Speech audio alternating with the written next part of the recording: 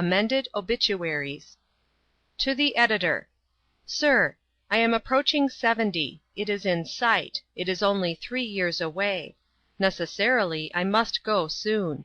It is but matter of course wisdom, then, that I should begin to set my worldly house in order now, so that it may be done calmly and with thoroughness, in place of waiting until the last day, when, as we have often seen, the attempt to set both houses in order at the same time has been marred by the necessity for haste, and by the confusion and waste of time arising from the inability of the notary and the ecclesiastic to work together harmoniously, taking turn about and giving each other friendly assistance; not perhaps in fielding, which could hardly be expected, but at least in the minor offices of keeping game and umpiring, by consequence of which conflict of interests and absence of harmonious action, a draw has frequently resulted, where this ill fortune could not have happened if the houses had been set in order one at a time, and hurry avoided by beginning in season, and giving to each the amount of time fairly and justly proper to it.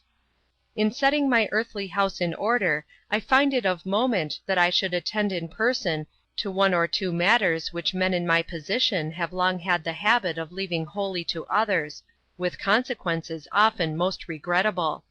I wish to speak of only one of these matters at this time: obituaries. Of necessity, an obituary is a thing which cannot be so judiciously edited by any hand as by that of the subject of it.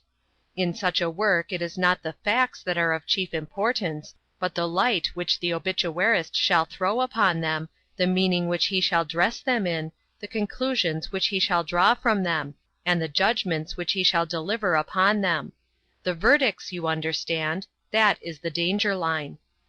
In considering this matter, in view of my approaching change, it has seemed to me wise to take such measures as may be feasible, to acquire, by courtesy of the press, access to my standing obituaries, with the privilege, if this is not asking too much, of editing, not their facts, but their verdicts.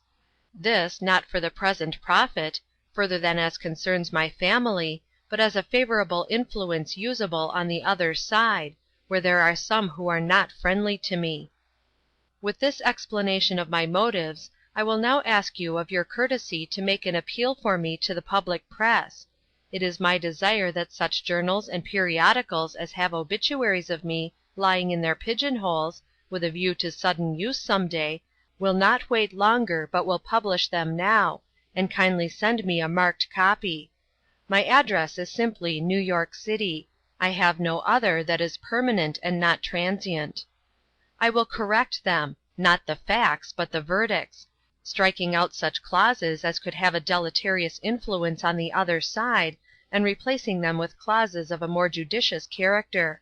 I should, of course, expect to pay double rates for both the omissions and the substitutions; and I should also expect to pay quadruple rates for all obituaries which prove to be rightly and wisely worded in the originals, thus requiring no emendations at all.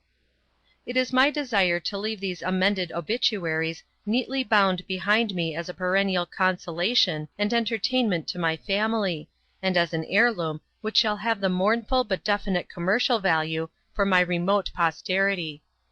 I beg, sir, that you will insert this advertisement, one time every other week, agate, inside, and send the bill to Yours very respectfully, Mark Twain. P.S. For the best obituary, one suitable for me to read in public, and calculated to inspire regret, I desire to offer a prize, consisting of a portrait of me done entirely by myself in pen and ink, without previous instructions. The ink warranted to be the kind used by the very best artists.